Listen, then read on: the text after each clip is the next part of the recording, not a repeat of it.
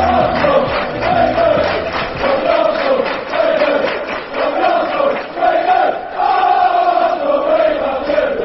welcome to the Arsenal Fan TV podcast. We're coming off a disappointing draw to that lot down the street, and you'll listen to a damn Yank. I apologize for that, but we're going to have three proper-speaking Englishmen here on. We have Callum. Hello, Callum. Good start, mate. Well done. All right. And we have Mo. Hello, mate. And we have James. Hi, how you doing, mate? All right, I'll just start it off real quick. I know we were on WhatsApp before the game was started talking about the lineup and Ozil out wide. Let's just talk about, leading up to the game, when you saw the lineups, what you thought. I think I'll start with James, since you were the first one on WhatsApp to say, Ozil out wide, what the fuck? So, we'll let you go first, James. What'd you think? Yeah, I just couldn't believe it. Last week, probably the best performance we've put in all season, with Ozil out there in the 10 role, doing what he does best, doing what he loves. And, sometimes you want to, I understand you change, tactically, but I look at the way that we demolished Villa, and they're a better side going into the game than what Spurs were today. And I'm like, why didn't you stick to the winning formula, try and trounce Spurs just like we did against Aston Villa, really? I just didn't understand the logic in putting him out there on the wing. He leaves a full-back exposed like Gibbs or Monreal if he's playing, and I just still don't understand why he did it. Callum, what do you think about the lineup? Yeah, I was extremely frustrated as well. It seemed like last week, Wenger had finally given in to what all the fans were saying, and it finally bore fruit with us. It was by far our best performance since the Community Shield. In a tough place to go, Villa were playing really well. This Tottenham side, I was saying before the pod, are probably the weakest they've sent here for a few seasons, and they were nothing to be afraid of. And offensively, we just seemed to be, playing really slowly. We had some nice football, but nothing cutting edge. And when they're playing Carl Norton and Danny Rose as their fullbacks, you think, right, let's get Alexis on, let's get Chamberlain, let's run at them.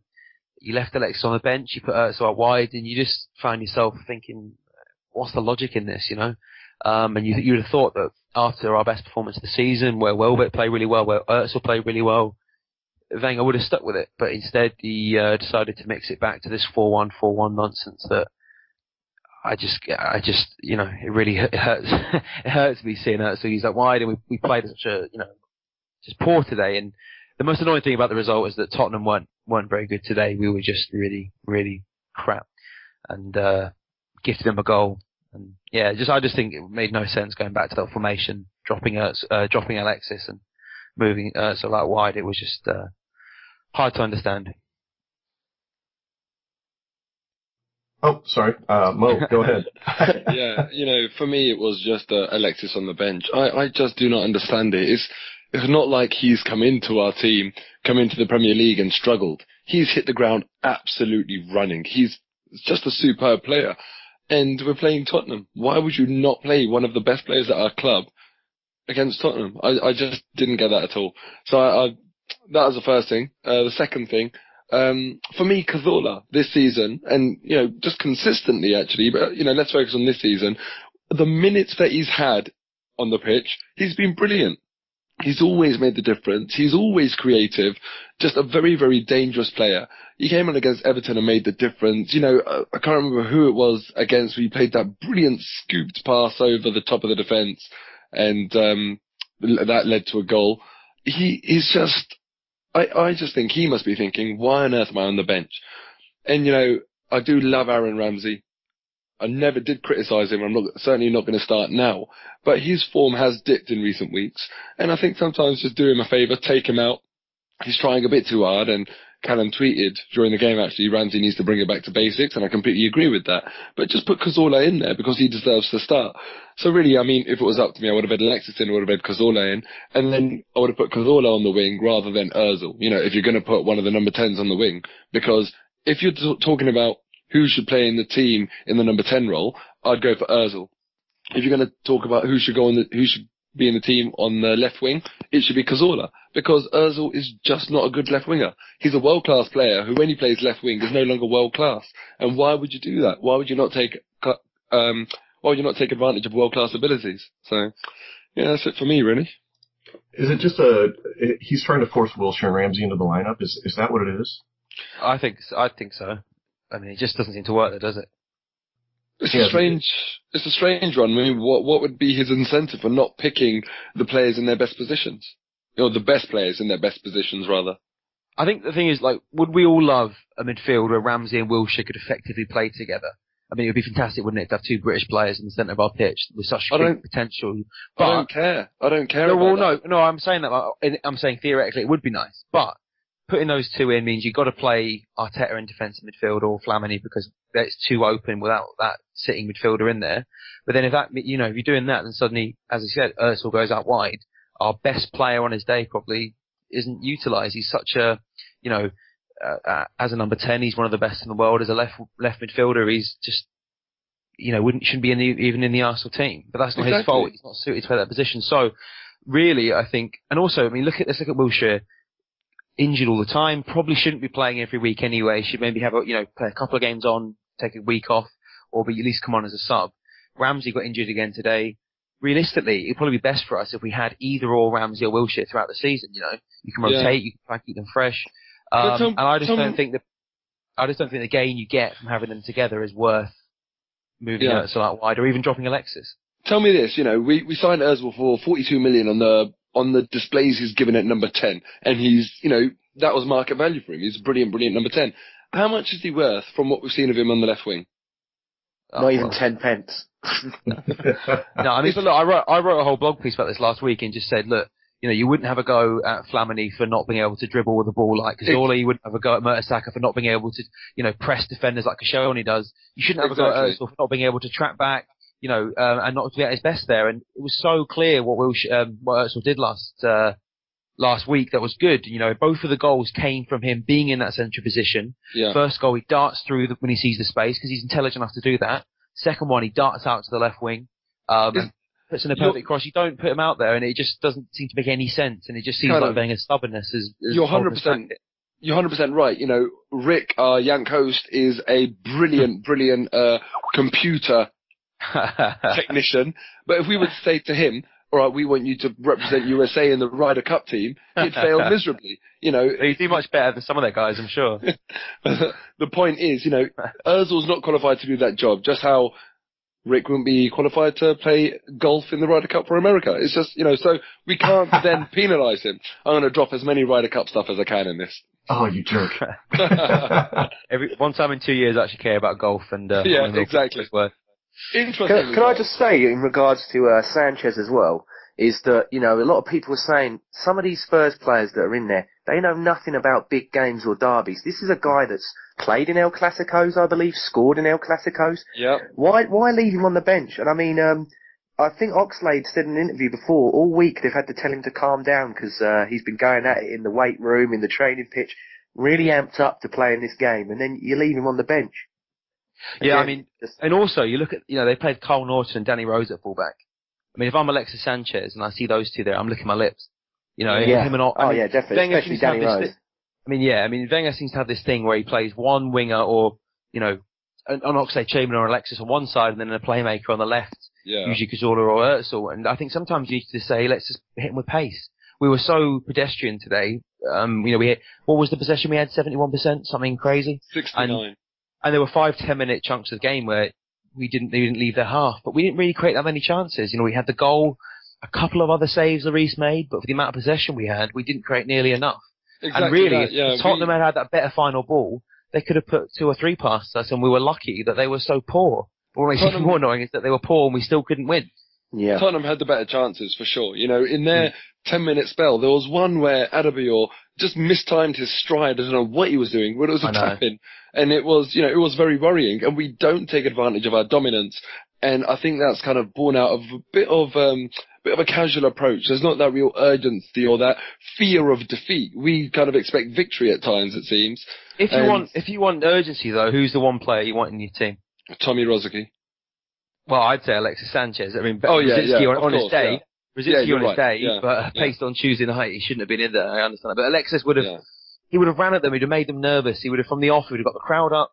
And it's very easy to sit here and say you should have played this player and that player, but I agree with you. Every Tottenham fan, when they saw Alexis wasn't playing, would have been happy. Yeah. When they see it's Özil playing on the left, fantastic. Let's say they wouldn't say, all know, they were obviously bringing Alexis on, and he struggled to get into the game. But if he'd been on there for 90 minutes, he would have at least, he seems to come up with a bit of magic 2 or 3 times a game, and in games like that, that's all you need really. And you'd fancy us to take one chance if it came his way, but I don't know. It just seemed like the manager made some really baffling decisions, and you can't really explain them, to be honest. And then he was forced into some. I mean, by the end of the first half, we had 2 people out injured. He had to make 2 early substitutions, which I know he hates doing.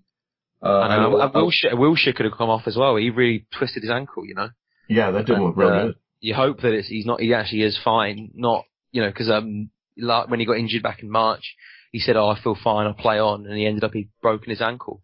Yeah. So you hope that he is going to be alright. So given we had to use 2 early substitutions due to injury, we were coming back from the second half, and I know the guys I was sitting in the bar with were all talking about, well, we really can't use that 3rd substitution very early. We're going to have to wait till late in case there's another injury, especially with, Jack carrying on the way he was. But he actually substituted in the 60th minute, finally brought on Alexis and looked a little lively at that point, didn't we? I think he knew that he wanted, the fact that he made a sub in the 62nd minute, which is very unusual for Wenger. It's usually the 70th minute we start to see players come on. I think he knew that Alexis should have played, and maybe he knows something we don't, and he really wants to try and maybe Forsyth saying to him, you've got to rest him more, whatever. But for a game like this, he wanted him in. And yeah, I mean, we were running a fine line because, in our luck, we could well have had another injury in that half, and suddenly we're down to 10 men. Talking about the injuries, we're extremely lucky that they happen to midfielders, quite simply. Because imagine 2 injuries in any other position on the pitch. Imagine what state would be in Galatasaray. We'd be ruined. Hayden playing with me, so. It'd be an absolute joke, and it winds me up that we're in that position. So actually, if we're going to get injuries, we're unlucky to get them, but very lucky they were midfielders. Mm. Yeah, no. I absolutely agree. I was actually making that point earlier. I think we all agreed that it's better we get injuries there than in the back. Yeah. And shall we all have a laugh at Tottenham and Hugo Lloris and them playing for a 0-0? How early was he wasting time with the goal kicks? Yeah, I mean, look, it was all good. Not to mention Danny Rose. It's a little bit small time, isn't it? But at the same time, they'll have the last laugh. They got the point. When we went, we had a smash and grab at White Hart Lane back in the spring.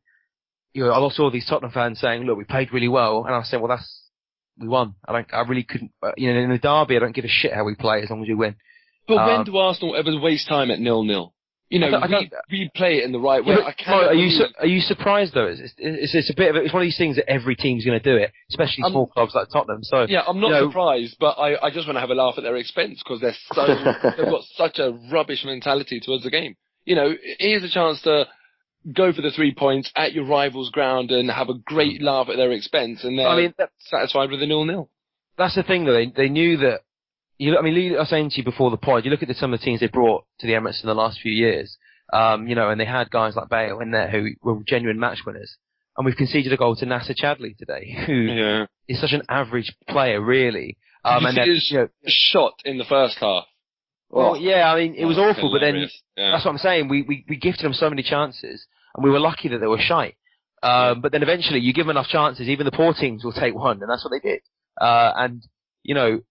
The thing is that the players that have some quality, guys like Lamela and Eriksson, they didn't turn up. But we still just gifted them a goal. We gifted them a goal because we had the defensive midfielder we had on the pitch wasn't good enough, something we've been saying for, I don't know how long we've been banging that drum for. Our fullback, Gibbs, was pushed up the pitch. Again, the problem we know has been there for some time, and they hurt us. And then, we get the That's the thing, though. If you make a mistake like that, it doesn't matter what quality of player it's like you said, it's a gift. They'll take them all day long.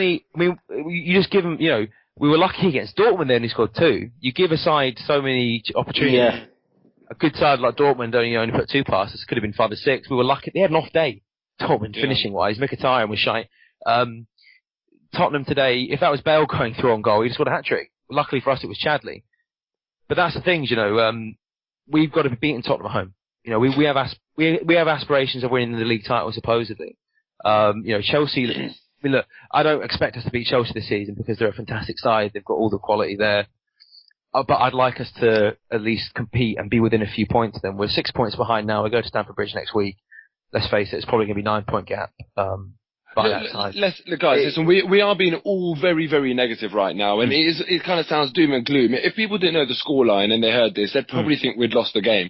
So I'm just going to throw a curveball in there and say, actually, in reality, I don't think we were terrible today in terms of our performance.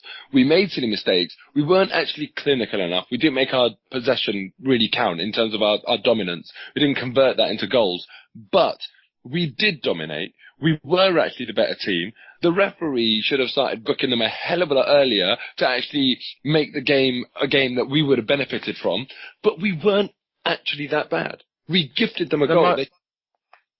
There's context though here, and there has to be some context with all, analysis of games. But look, we've already dropped points at home to City from a winning position. We've drawn away with Leicester. We drew away with Everton. Not the worst results in the world, but, we're undefeated, but we've won 2 matches out of 6. I know, and that's unacceptable. But this was, Liverpool had a poor start. United have had a poor start. It was a great opportunity for us to put a bit of difference in there and be within a few points of Chelsea. We had a good win last week. We should have had a good win today. Before the game, I wasn't even that nervous. It was the least nervous I've been for some time because I looked at our team, I looked at their team, I looked at the result last week for us, the result for them, and I thought, we're going to win. Callum, then the lineup came out. I felt a little bit less confident, and I honestly I still thought we'd win. So I was thoroughly disappointed not to beat them because I really thought we were there for a second. I do agree with you. We should have won. Looking at the teams, of course we should have won. And I also accept the fact that 4 draws and 2 wins isn't good enough. But ultimately, what happened against United or Everton or Leicester doesn't actually matter today. Because what is this conversation about? Is it about today, 90 minutes against Tottenham, or about our season so far? If it's about Tottenham today, I just want to make the point and get a bit of perspective here that we weren't actually it wasn't a terrible performance. No, it wasn't, Mo. But at the same time, my biggest gripe with today, and to be honest with this whole season, is that it's the same issues that we've known are there, in some cases years, that are still letting us down. For example, 16 corners. Let me just make this point quickly. 16 corners. We don't think we created one clear-cut chance of them. How long have we been saying that we can't? Well, Welbeck cleared the last one out of the box for him. It's not his fault. I'm guessing he's tried to head it, but he headed it out the other way. Well, exactly. But that's my point. One went out for a throw-in. And for how long have we been saying we need to work on our corners? I mean, this is something that's going on for years. We've got some good height in the box. I mean, Mertesacker, you plonk it on his head. Koscielny's a brilliant header of the ball. I almost fear that Wenger almost feels that we're too, teams like Crystal Palace or Stoke will say, look, we've got great chance of scoring from corners, set pieces. Let's work on them. And they do score a fair few. We don't score enough. Yeah. And when you've got 16 corners in a game, you have to at least create 1 or 2 good chances. If Lloris pulls out a couple of good saves, if a player clears off the line, there was one where Mertesacker got the header. I can't remember if that was a cross. That was from a free kick. That was from a free kick. All right, fine, fair enough. I get your. Oh, sorry, carry on. All I'm saying is that my biggest frustration with today is it's all the things that we knew going into the season have cost us. And look, and this has been the case all season. For example, set pieces. We conceded against Palace. We conceded today because our defensive midfielder was sloppy on the ball. We know Flamini isn't good enough. Our fullbacks are pushed up. And we've conceded too many goals on the counter-attack, and it just feels like we're banging the same drum, and have been for years in some cases, and they're not being addressed, and they're letting us down time and time again. And I know as an isolated result, you can make the case that it wasn't that bad, but in the context of the season, in the context of where we are on the league table, of where Chelsea are, it's basically today for me was kind of like I've kind of accepted that we're not going to be challenging for the title this season, not seriously. Callum, it's too soon. Too soon. No. Too soon. Look, Mark, I'm usually Mr. Optimistic, but I just look at the team and you just look at and think, well, I think we have a lot of attacking talent, and I think once everyone clicks, we'll have a really good attacking force. But look how good Chelsea are this year. Look how good City are this year. Callum, mate. Listen, I'm sorry, but things change. Okay, people throw away big leads. It is 6 points. I'm not for a second saying that I think Arsenal are better than Chelsea, because frankly I don't. I wish I didn't have to say that, but frankly I don't. But do not rule us out of the title race in September, please. No, I'm not ruling. Look, again, I don't want to do it. I went into the season thinking that we could challenge this season. Okay, but I'm looking at it objectively, and I know sometimes football's a funny old game. Wouldn't have expected City to lose at home to Stoke, but history will show you, especially in the Premier League in the last 10 years or so, the best team wins the title. And at the moment, I mean, and you know, there's a reason why Chelsea spent 24 million on Matic. There's a reason why City spent upwards of 30 million on Fernandinho. It's because there's a lot of value in these defensive midfielders. You know, they're hugely important parts of the game.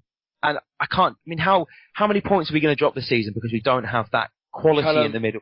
I fully accept all of that, but listen, let's not be all doom and gloom about this. Today was a disappointing result. We've had a few disappointing results. We haven't converted draws into wins, which is what you need to do to win titles. But things can change. Teams can find a bit of form. Let's just, let's not go overboard on this one. Let me just finish this off quickly, okay? I'm not going to say here we are definitely not going to win. We have no chance of winning the title. I'm just saying that when I look at it on paper, there's a big old gap between Chelsea and ourselves and City and ourselves. And I think realistically, a lot of Arsenal fans would agree with that. I think you look at the part, I like Welbeck, but he's not as good as Costa. I like Szczesny, he's not as good as Courtois. I like our defence, they're not as good as the one that Chelsea have. Fabregas is playing brilliantly for them. Matic is an incredible defensive midfielder. And over the course of the season, I would be incredibly surprised if we got anywhere near Chelsea come the end of the season. I'm not going to be, disconsolate for the next 9 months because I think, well, no point even playing for it. We'll have good results. We'll have some good patches of form. We'll have games like we did last week where I'm loving it. I'm feeling optimistic. But when I look at it objectively in the cold, hard light of day, I look at the way we started. I look at our deficiencies, and I just don't think it's going to be enough to win the Premier League. And I don't think it's going to be enough to get anywhere in the Champions League. Yeah, sure. So, Callum, everything you said there, the way you phrased it, I agree with. But please, come on. You can't say to me that we're, as you said in the first place, that it's dawned on you that we're not really in for the title race. Of course we are. Look, put it this way, my expectations have gone from we have a shot of winning the title to we're probably not going to win it. And I'm kind of that. That's what I'd say genuinely. That's the optimism from the start of the season. Yeah, I'm not one of these people that like to speak in this will definitely happen, this definitely won't, because as we say, football's a funny old game. But I certainly feel a little bit let down at our buying policy. We were a couple of playoffs short at the end of the season, and I feel a little bit let down by just the way we started the season. I think too many points dropped early on, and that's football. But I'm sure we'll have plenty of good moments this season. But I just feel a bit, 4 draws and 6 games isn't really good enough. Okay, I'm gonna jump in because I'm still here. James is still here. Yeah, sorry guys. I wanted to get it off my chest. It's been building for the last couple of weeks. I'll shut up now. Fine. I'll bring it back to James for a second. We did score a goal. Fantastic goal at that as well. Yeah, just quickly though, was that a brilliant setup by Welbeck? A brilliant dummy? World class dummy. World class. that is money well spent. Yeah. He even fell over afterwards as well to make it look convincing. That's what's the most impressive thing. But that's the thing, what I liked with the finish with Ox is top bins. Just get it high, get it in. That's what you need. And I mean, you were saying about positives for the game. I think Oxlade-Chamberlain and Callum Chambers were the best 2 players for us today. Chambers is great. Oxlade here, I've got it here. He had 1 shot, 1 goal. He created 2 chances, and he had 3 successful take-ons out of, I think it was 4 or 5 he had. So that's pretty good going. But the thing I worry about with Chambers is that he has been thrown in at the deep end, and he's the most booked player now in the Premier League. He's got 4 cards. He's 1 away from a suspension. And I think he's done brilliantly. I won't knock him. He's come in. I mean, Pochettino today in his interview was full of praise after the game, saying, I had him last year. He was a fringe player at best, but Arsenal took a kid and they're making him into a man. It's not really that worded like that. I proofread it, that sort of thing. But, Hector Bellerin, I thought in the Dortmund game, I felt really sorry for him. I thought this is a kid that can't swim. His dad's put him in the boat, rowed him out, thrown him in, everyone else was so shit that he didn't. Everyone else but I mean, so if we have to rely on Bellerin at right back, I think he's a good player, don't get me wrong. He was good in the Premier League, it's a different kettle of fish. It's a big ask. I mean, Chambers is doing it, but, the cards and the inconsistency from a young lad, that's what happens. And, if Bellerin's out there, I don't want to worry, but I do worry a bit. I think Wenger needs to manage his squad now. He can't just play Chambers, Mertesacker, Koscielny, Gibbs every week until one of them gets injured. When we perhaps have like an easier game at home, maybe bring in Hayden, maybe bring in Bellerin 1 at a time just to get them more used to it. Because let's face it, between now and January, we are going to have to play the kids, or Coquelin at left back. Because we have 4 fit defenders. One of them has glass ankles like Gibbs, or whatever he gets injured with. Koscielny got dodgy Achilles. Chambers is walking, suspension at the moment. So I think Wenger, he's put himself in a position where he's got to rotate and he's got to do it before the shit hits the fan. Because as you say, Bellerin got thrown in at the deep end, and it would be much better if he'd got acclimatised to the team a bit more. So it's not the perfect situation by any means. The thing as well with Chambers is that he's playing him at right back and he's playing him at centre back. I think he has to go, right, this is your role. Because it's going to be detrimental. I mean, I look at Phil Jones. When he was at Man United, sometimes he's a centre back, sometimes he's a right back, sometimes he's a holding. The guy's rubbish. You don't know what he's doing. With Chambers, you've got a talent there. You've got a really good player there, Wenger. And you've got to say to him, this is your set thing. Either you be a right back or you be a centre back.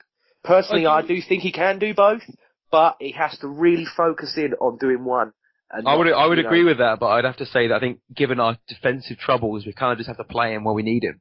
What I would do is I would bring in Bellerin for a few games, get him used to it, and then rest Chambers because he is going to have to play games at the centre. And what you don't want is when you rest Mertesacker or Koscielny, you're then having to put Chambers straight from right back to the centre back.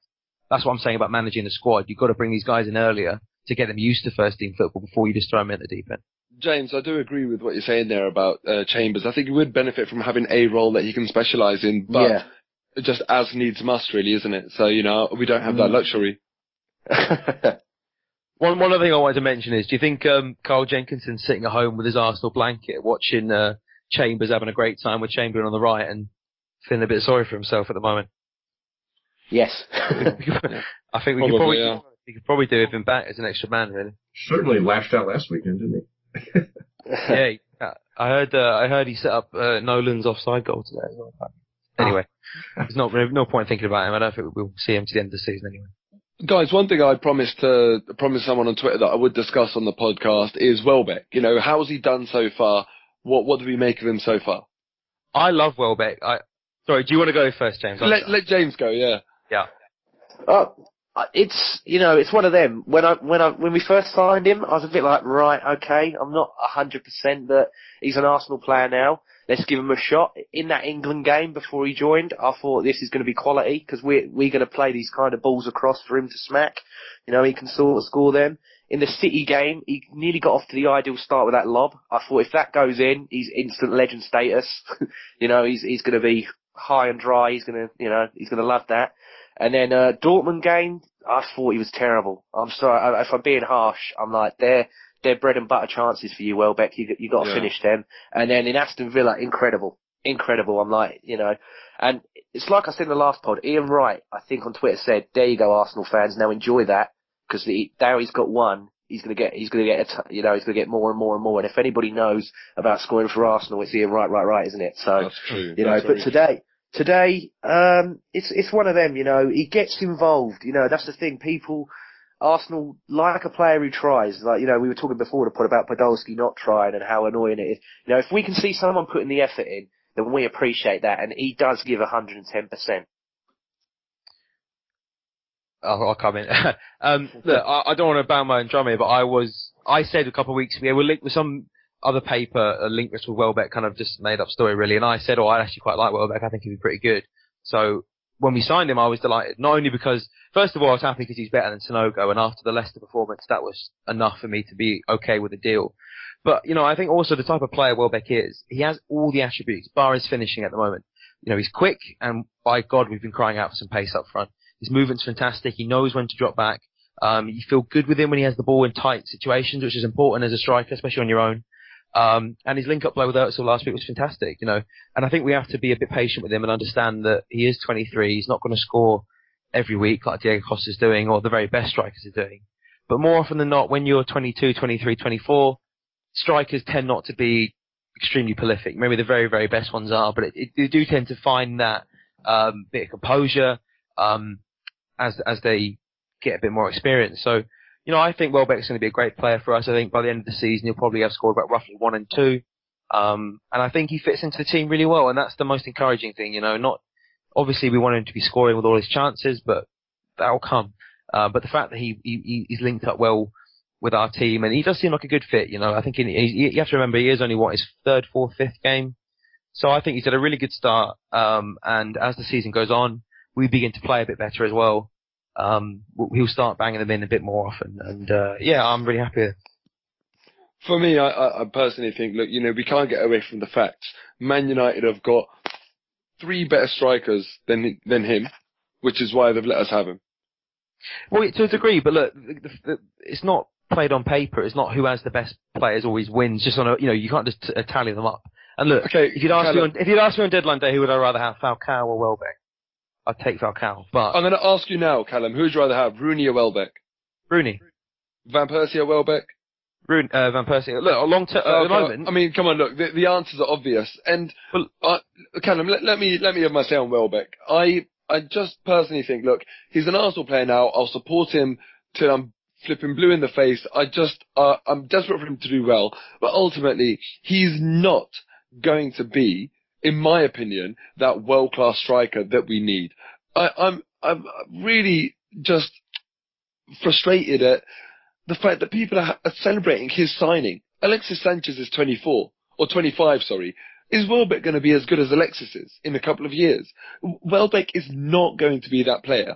I want someone who I can look at in our team and think one day he'll be on re-level. What's wrong with people being happy about signing him? Because what does being upset about it make it any better? No, I'm not saying that you should be upset about it, but we shouldn't be celebrating it. I remember people's reaction to Welbeck's first interview, getting happy about it and excited about it. I mean, let's be realistic here. We don't have to celebrate the signing just because he's signed. I can't believe that, given his performances so far in his career, that people are excited about him. I think he's had, I can't remember, about 90 Premier League appearances. Plenty of them were in the left wing as well. Whatever they are, if Joel Campbell has 90 Premier League experiences, I think he'll be further along the line than Welbeck is. Yeah. Listen, Welbeck has got some qualities, but as a striker, the most important quality is to score goals. And let's run through the chances he's had so far. Started against Man City, very, very good effort, ultimately hit the post. And I can't help but feel that for 16 million for Danny Welbeck, that's what you get. For 32 million for Sergio Aguero, it goes post and in. There is a massive difference in class. And then there was the Dortmund game, as we're talking about. He had two clear one-on-ones there, and he didn't put them away. Against Villa, as expected, he scored that chance. Today, look at that assist that he got. He's swiped air and fallen over, to be completely honest with you. If Chamberlain wasn't behind him, then what happens in that game? Mark, can I just come in for a minute? I think there's a tangible difference between people being excited about a signing, about seeing the potential in a player, and there's a difference between that and just accepting that we don't need to buy the very best players. That we'd all would have loved. Why not? Why not, Callum? Because I don't believe that because we don't sign that. If we tot up every signing we make and say, is it the best player we could have got for that position? Yes or no? If it's a no, I don't feel like we should mope around and say, oh, well, we've only got this player. I'm not happy with it. I think that's what you're kind of saying. Look, I love signing Alexis Sanchez. I love signing Mesut, so it's a great feeling. You said from the get-go that you weren't happy with Welbeck. I think there's absolutely no issue with people getting behind. I know you're saying you're getting behind him, right? Fair enough. But I think there's a different, I think it's fair enough for people to be excited about a player, even if he's not the best we could have gotten. And I just think, given the circumstances, it was a really good deal. Me personally, in my opinion, what I've seen, I think he has the qualities to become. Well, let's be fair. At that time in the transfer window, you're looking around. People were saying what Huntelaar and Welbeck were the two. They were the main two. I don't know if this is true. People can come at me and go, James, you're wrong. Leave it in the comments. I'll try and reply to you. I don't know. But it was where I was coming from. It was Huntelaar and it was Welbeck. It was Defoe earlier on in the day. God knows where that come from. I think that was 2 and 2 making 5. But just quick note. At that time, Welbeck or Huntelaar. Who else would you have said at that time would have come to Arsenal? Who is of that calibre of a Falcao, of that calibre of a Aguero? You're not going to get one of them with 2-3 hours left of a window. Listen, I would not forget at that time. That whole at that time argument is irrelevant because we had a hell of a lot of time. So why I don't see why we should force ourselves to say, oh, it was last week of the transfer window. Who else are we going to buy? Ultimately, we had months and months and months to do business, and look at how many strikers have moved this year. Oh, I agree. I agree on that. But I'm just saying at that time on that day, with those 3 hours to go, who else would you get that's better than what, that would have done better than Welbeck, that would have fitted in with the English players? I refuse to answer that question because you're asking me to say on that day, but we never should have got to that day. By answering the question, I'm justifying the position that we found ourselves in, and I'm not willing to do that. I'd rather just turn around and say we shouldn't have been trying to sign someone on that day. We should have been trying to sign someone before the season starts. We should have had a world-class striker, a very, very good striker, playing in the very first game of the season against Palace. It's worth noting though that the reason that he was, some people were just saying, look, relieved that we've got someone. That isn't the only reason why people are happy about him though. Not everyone would have been, I'm guessing that if he was signed 2 weeks before the deadline, people might not have been quite as enthusiastic about it. But I still think there have been plenty of people that would have been like, do you know what? Actually, that's a pretty decent deal.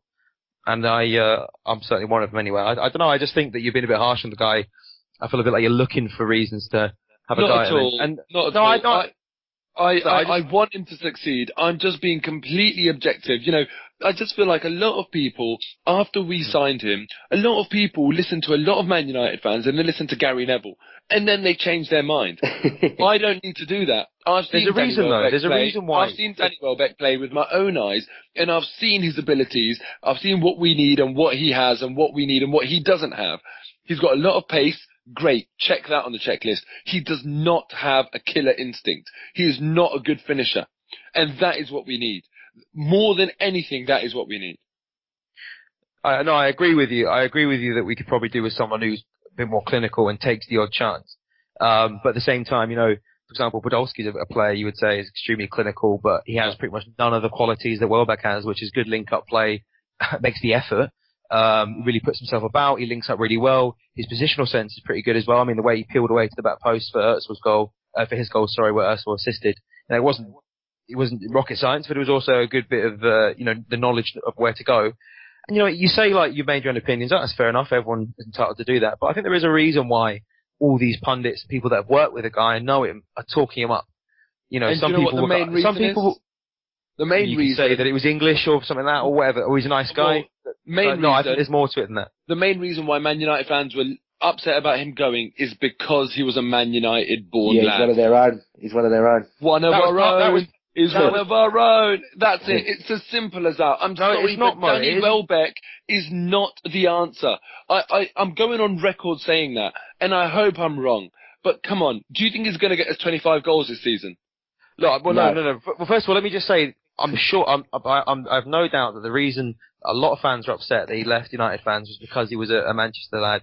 Of course, you'd be annoyed to see a player like that leave. But a lot of them were just saying, we've given a rival for the top four a player that they need a striker. He's going to go into their team. He could score the goals to get him there. I've seen a lot of United fans that have just said it was ridiculous that we were backed into a position where we had to get someone, and they sold him to us for, given the English premium, a relatively good price. So they're not just saying. They're not just saying he's at that. They're telling us that. Well, a lot of them are upset. No, because what they're saying, they're not saying, I can't believe we got rid of Welbeck, he's amazing. What they're saying is that, I can't believe we sold him to Arsenal. So this isn't about Welbeck, this is about Arsenal. Had they sold him to Roma, for example, they wouldn't give a crap. No, I don't agree with that. So but you're saying it yourself. You're saying they've strengthened a rival. Arsenal needed a striker. We've given them a striker who's strengthened a rival. That's what it was about for them. Had they sold him abroad, I don't think many of them would have minded. Why would they wouldn't give a shit if he was rubbish, would they? If he was bad as you'd like to make him out to be, why would they be like, they'd be like, oh, good, they've got Welbeck now. He's not going to score for him. They didn't give a shit when they sold us Sylvester, did they? They knew that we were getting a player that has the potential to become a very, very good striker. What Man United fan would put Welbeck in the team ahead of any of their current strikers? I think a lot of them were accepting that they had better options at the club permanently. A lot of them seem to think, Van Persie's 30 now, we've only got Falcao for a season, he's got a dodgy knee, Rooney isn't going to be at his best when he's 32. They thought, well, actually, a lot of them seem to think we're not really looking to the future enough here, but kind of had to accept that at this point of his career, Welbeck couldn't just sit on the bench. And look, I'm not going to try and say that Welbeck is of a caliber of those strikers, but we are talking about three of the best strikers in the world here. Welbeck, but how good was Van Persie when he was 23? How good was Rooney? Rooney's an exception. He was absolutely brilliant at 23. Don't know enough about Falcao, but from what I understand, he wasn't playing in any major league. So look, these guys have all, as I said, the best strikers nowadays all seem to be guys that are late 20s. you know, these are the ones, they're the finished articles. They've been, you know, in the game for 10 years or so. You know, these are the ones that are the best strikers in the world at the moment. Well, look, let me give you an example. Unfair to put a player like Welbeck, who has been used out wide so much, out of position, and say, look, you should be as good as these players, and you should be as good as the best players in the world. Callum, I'm not saying that, but look at Nicolas Anelka. When he broke into our team, every single Arsenal fan knew there's something about him. He looked quality. He was just unbelievably pacey. He was strong. He was confident. He had good finishing ability. Look at someone like Michael Owen. You know, there's been these players that just from day one, that you can tell they're the real deal. I'm sorry, but so you're going to write off players then when they're in the early 20s because they're not as good as Michael Owen was, or they're not as good as Wayne Rooney is. Look at Thierry. I know people always make this comparison, but it makes a point when you think Thierry Henry didn't really become the player he was until he was around Welbeck's age, a little bit older. You know, as I said, Didier Drogba, I think, was playing in the second division in France until he was 24 or something like that. He didn't make his move to the 25, 26. I think you can always find exceptions. You always will. The same way that you don't normally get defenders like Chambers that are that good at 19, but there's always going to be exceptions. I agree with that. I do agree with that. You can find exceptions. You can't pick up a Nelson Owen and just say that. But Callum, I think we've seen enough of Welbeck. 90 games in the Premier League, regardless of him playing out wide. There's a reason he was played out wide. I think we've seen enough of him to know that he's not that one-of-a-kind sort of player. No, the reason he played out wide was because Ferguson knew he would do a shift. The fact that he would work, he's one of the hardest working players in the league. He knew that if he put him out left wing, he wouldn't complain. He would do a really good job for him. There's a reason why in that way to look at it. Well, let me finish, Mo. Let me finish. Look, that often can work against players. You know, when players are that good, have that good attitude, they can be moved around to accommodate bigger egos in the side. Again, yeah, if he was a world-class striker, he wouldn't be moved that wide because they wanted him in the middle. Exactly. But my point is that his qualities aren't just putting the ball in the back of the net, which I've said he needs to work on. I've also made the point is that players, as they get older, strikers tend to get better at that. What I like is that he's got so many, the raw talent is there. And I fancy, Wenger's a man who can get the best out of him. And look, we've gone on that for a while, but I just think that it's incredibly harsh to write him off this early in his career, this early in his career. Gentlemen, not writing him off at all. Yeah, horse is dead. We're beating it. Beating it to death. Beating it to death. I'm sorry. Let's talk about Galatasaray because we had some injuries today, and we're threadbare at defense already as well. Let's start with James because he hasn't been able to speak in a while. Looking ahead to Galatasaray on Wednesday, what kind of lineup do you think we're going to be able to put out there? Well, I think you can predict the goalie in the back four, but as far as the midfield goes, it's a mismatch. You know, I really don't know. Do you go with Diaby? Do you go with Flamini? It's one of them. I mean, do you want Flamini to play and maybe be fatigued for the Chelsea game? Or do you play Flamini against Galatasaray and then throw Diaby in again at the deep end against Chelsea? It's one of them. For me, I'd rather Diaby play against Galatasaray if I'm being honest, instead of Chelsea, because I think, with the way his injury record is and the way that Chelsea are at the moment, I've always said Ramirez, quite a good player, but he's a thug.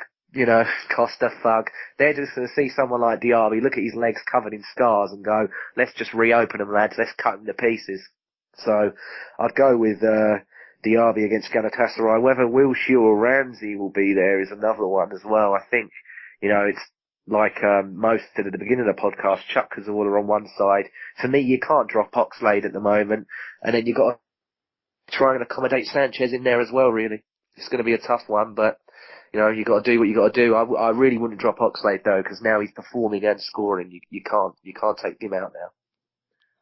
Yeah, I think we're looking at both Arteta and Ramsey being unavailable for the next, not only Wednesday but for next weekend as well, aren't we? Well, Wilshere as well. He did say Wilshere isn't as severe, but Wilshere's still a doubt. So, you've got three.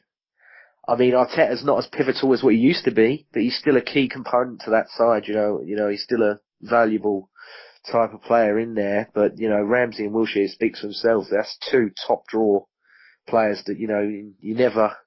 I know Shad Forsyth's come in and he's meant to be this miracle healer, disciple man, but I never really trust Arsenal's diagnosis and what have you on injuries, because they say it'll be a week and then it ends up a year and then a year becomes 2 years. You just can't call it.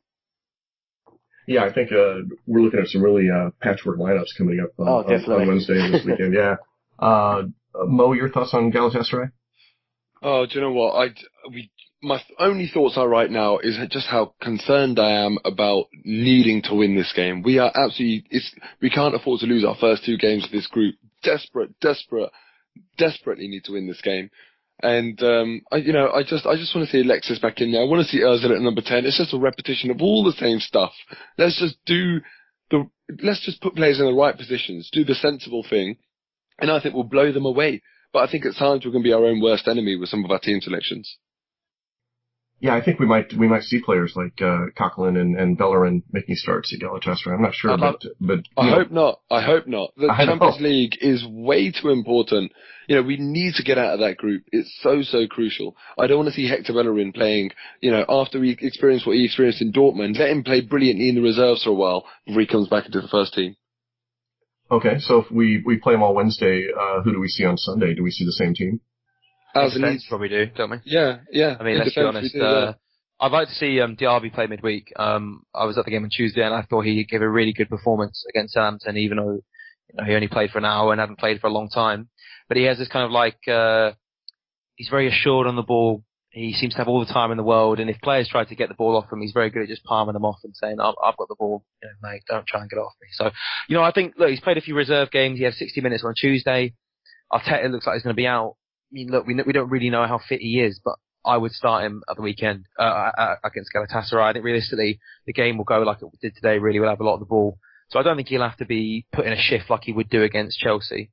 So yeah, I'd like to see him in there. And unfortunately, we probably are going to play the same back 4 against Galatasaray and Chelsea. There's no respite at the moment. It's all tough games. Yeah. So Diaby on Wednesday, and back to Flamini on Sunday. Well, I mean, if Diaby, if we could play Diaby for an hour on Wednesday, is it? And then we took maybe Flamini off 30 minutes to go, and Diaby was able to play against Chelsea, I'd throw him in. I think Diaby in that midfield. I really think he can't play 2 games in a week. I'm sorry. Right. I just can't think he can do it. No, I doubt it as well, James. But super physio Shad Forsyth will know better. So that paid off today, didn't it? if he can do it, I'd love to see it. And long term, I think our best option would be Diaby in that. Again, it seems so silly to say long term with Diaby because you never know. You go week by week and you see how he's feeling. Yeah. But when he's fit, when he's available, when he's got a bit of match fitness, I think he'd be a really good player for us in the middle. He's just got that calm assurance about him that Arteta and Flamini just runs on like a headless chicken, seems so panicked all the time. I just don't feel comfortable at all with him in the middle there, and I think he needs to be moved on at the end of the season. But yeah, I mean, I'd certainly look at reintroducing Diaby over the coming weeks if he's up to it. We'll wait and see. I think it's probably the best option we've got, so I'd be open to seeing that as well. Yeah. Okay. Let's go on, Callum. I think you have a few Twitter questions. Well, yeah. I'll point a couple of people who did ask about Diaby. Gregor93 asked, would you play Diaby instead of Flamini in the next game? And I've also got someone, the Garrison AFC asked the same questions. We've addressed that. I did have a couple more we could bring out. CS Miller 20 asks, injuries are just the biggest problem as last year. What, if anything, could be done about this? Now that's another can of worms, isn't it? Well, look, we've got the new German medical guru on our books now, but that's his impact is not going to be seen overnight. Let's hope that he is really a miracle worker. But even if he is, we're going to see that over the course of the next few months or even year. So hopefully that's the answer. But other than that, I'm stuck to see any sign for any change. I certainly think the best thing would be to rotate players. I mean, obviously not Alexis in the North London derby, but I think the general idea of resting Alexis every 2 or 3 matches or 3 or 4 matches is pretty wise. I mean, we saw Özil last season seem to just burn out, didn't he? Ramsey was in the red, which is why he was out for so long. So we should I think we should, again, this is something that the guys who know what they're talking about will be better judging, but I think as a general rule, it would be good to rotate key players more often. Arsene Wenger said after the game today, if I'm not wrong, that on Ramsey's hamstring injury, he said, I rested in midweek. I don't know why this has happened. Even when you... Look, it's not going to make it impossible to happen, but I think we have a better chance when we get into March, April of the players that we play every week to not be quite so. I mean, ideally you want more defensive cover, so I would, you know, guys like Koscielny and Gibbs and Mertesacker are probably going to have problems towards the end of the season because they've played too much. I just worry that there's something more fundamentally wrong than just kind of bad luck. You know, it seems like we're doing something wrong. So that's why I think there's more chance of this German wizard coming in. And is he American who just worked with Germany, by the way? Oh, okay, fine, fair enough. Sorry, I'm not sure, but I could be wrong. I'm basing it off Football Manager, but... I hope he's not American because, you know, Americans are crap at golf, so they're probably crap at other stuff. No, that was lazy. That was really poor. That was really poor. We hadn't done it for a while. So I had to get it in somewhere. I don't know if it's the style of football. You know, people say to me, oh, yeah, but James, you know, Barcelona play high possession football, Bayern Munich play high possession. And I'm like, yeah, but they play in rubbish leagues. This is the Premier League, you know, you ain't got a Stoke in Spain. You haven't got a Stoke in Germany, people that kick them and stuff like that. I don't know, I think sometimes we are very rushed in what we're doing. I think it can be slowed down just a tad, which might prevent the injuries. Because, you know, like Ramsey today, he went for a few of these flicks and a few of these tricks. It's a bit like, you know, you're trying a bit too hard here, mate. I think we're all... Keep it to basics, you know. I don't think any of us are really in a formed position to know exactly why. We're all just guessing. So I think it's either we leave it except we don't know or it's a voodoo curse. One of the two. I think it's voodoo then. Yeah, I mean... I don't know. Maybe God's a Tottenham fan. Should have thought. Don't say that. No. Do you have any other? Do you have any other Twitter questions? Yep. Okay. I hate Mookie. Okay. Asks, why are we so bad at corners, both attacking and defending them?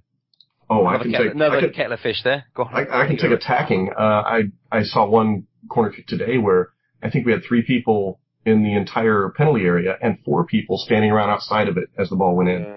Yeah. I don't understand what's going on. Nobody has the mentality to go aggressive against a ball, or whether that's by design, but certainly on the attacking end, it's very flawed, in my opinion. It could just be possible as well that we just don't bother practicing them in training. To be fair, that's what I really think it is. Because, I mean, if you look at the routines, sometimes Mertesacker will stay in the middle bit near the penalty spot so he can head it direct, and other times he'll move to like near the near post to flick it onto somebody.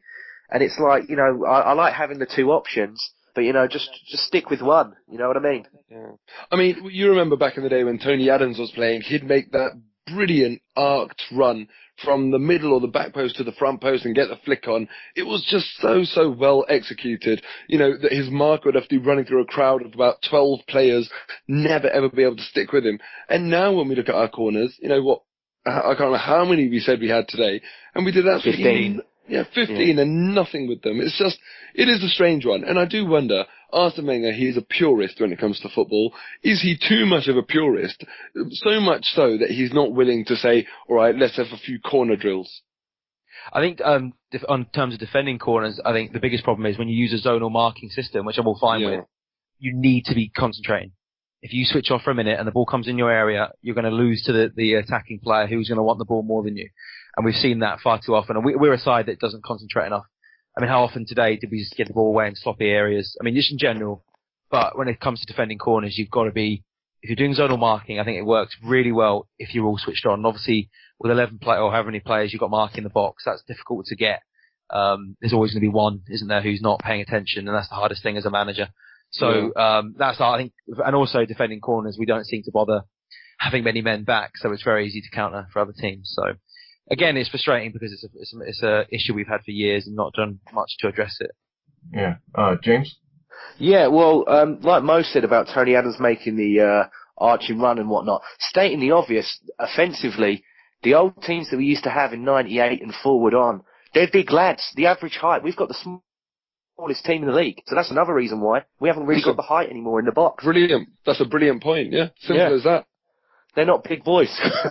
One other thing I noticed today is that I noticed at one point that Yunus Kabul, who's probably their biggest threat from a corner, was being marked by Oxlade-Chamberlain.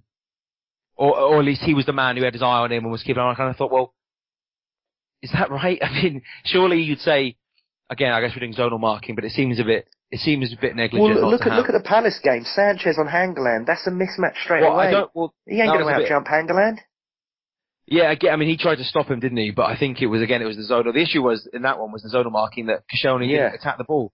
And again, the attacking players always going to want it more. Koscielny didn't look over his shoulder and goal. So yeah, it requires a hell of a lot of work, zonal marking, and unfortunately we're a team that doesn't seem to bother apparently doesn't seem to work on them at all, and our concentration levels often dip, and that's why we drop so many points. But just out of interest, a little survey between the four of us, what would you choose, zonal or man? For me personally, I'm man marking. Well, that seems to be the cliche thing. Everyone always says man marking, why don't they man mark? But there's a reason why lots of teams zonal mark, and as I said, if you get them all drilled right, it works well. I don't know if I'm really. I don't know enough about tactics really to understand exactly how much. I mean, in theory, what's your two-word answer? I don't really have one. I don't know. I don't know, Mo. I don't know. I'm not a tactician. There's obviously pros and cons for both.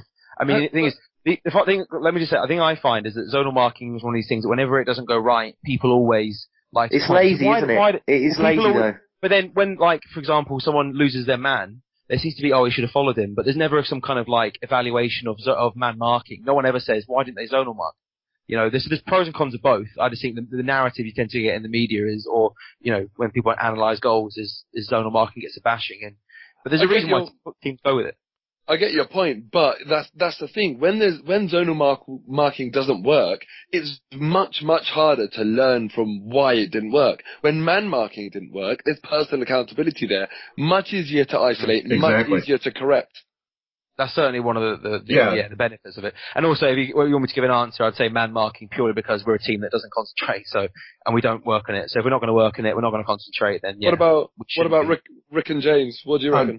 Well, I'm going to say man marking again, just for the simple responsibility thing you just brought up, where it just seems with people we have right now, it's really easy to bash zonal marking, especially the way we execute it, where nobody seems to take responsibility.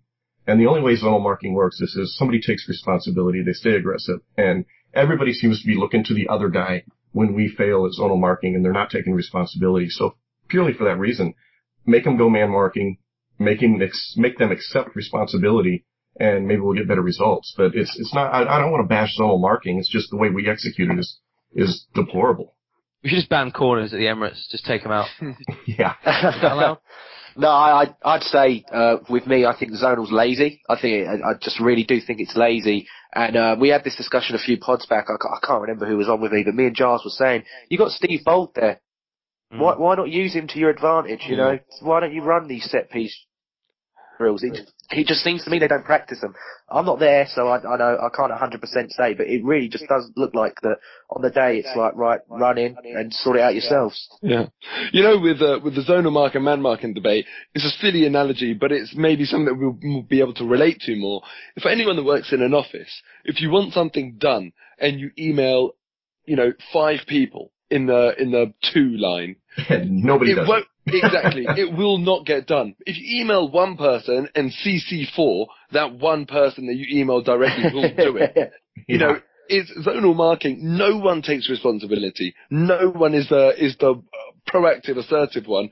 When it's man marking, you have got no option but to be. And I'm not saying either one is perfect, but as we're talking about the responsibility, man marking's better in my opinion. So we were 4 for 4, weren't we? Yeah. Okay, quickly. Did somebody have another Twitter question? I was just going to say, maybe on the Twitter account, we'll put it out there. Let's say, retweet for zonal, favorite for man, and we'll see what the general consensus is. Let's see. That's going to be a bashing. I've got one more question that's relatively quick. Okay, go ahead. Hamza Tabani at HMZH123 has said, can the injuries we got today be a good thing and force Wenger to play Özil in his preferred position? Good point. My first point was saying I'd never wish injury on a player, and I don't think injuries are a good thing by any means, especially when it's players like Arteta and Ramsey are probably going to start for us. But what if it's John? You would hope that we would begin to see Özil in the middle if Ramsey is out and only Wilshere plays. But then he might just play Cazorla and Wilshere, so I don't know. He might do the same. I don't know. Yeah, well, no, I think it's a good point, and I'd hope that Özil does get in the middle. I think Cazorla's better on the wing, so yeah, he can come on the wing. And I think Cazorla has to be in the team. He's been brilliant for us this season, from what I've seen of him. And with Ramsey going now, hopefully when he comes back, he'll come back the player that he was, and not the kind of the player that is experiencing that dip in form. I think Ramsey needed a break anyway. I think he needed to just get out. Yeah. Not spend an arm around him and say, look, just do the basics, stop these flicky shit. It's not working for you at the moment. No shame in that. Just get back to doing what you were good at when you first started to find form, which was just putting in a shift every game. Nothing, no fireworks, but that's fine for a while off. And, when he's been as bad as he has been this season, really, just getting through a game and you think, oh, he wasn't shit today. That would be a nice improvement, really. But obviously now his injury is probably going to be not a good one. So quickly, Galatasaray. James, give me your prediction. Oh, I'm going to go with an Arsenal 2-0 win. 2-0. All right. Any particular person scoring goals? If he plays, I'll go for Sanchez. Okay. All right. Mo? 1-0 Arsenal Cazorla. 1-0 Cazorla. And Callum? I'm going to say 2-0. And I was going to say Alexis as well. It'd be fresh. Great minds. Great minds. Indeed. I'll go 2-0 as well. And just because I want him to get his ass moving, Ozil to score. He plays in the middle. If he plays in the middle, exactly. Well, Jess, I want to thank you for being on. I was an emergency fill-in here as host, and thank God I was here so you could give me Ryder Cup shit. If I wasn't on here, what would you guys have done? Called you. Sent a pigeon. All right. Well, sorry, carry on. Doesn't matter. Oh, I was just going to close it out. So if you got something to say, go ahead. It wasn't worth saying. Close it out, Rick. Oh, close it out. Can we edit this bit out? All right, yeah. Callum's out of jokes. We're going to end this. Well, anyway, thanks for being here, Callum. Yes, you're welcome. And Mo, as always, thank you. Thank you very much. And James, thanks for being patient. No worries. Thank you, Rick, man. You did a good job filling in. Thanks, guys. You've done well, mate. All right. We'll see you all later.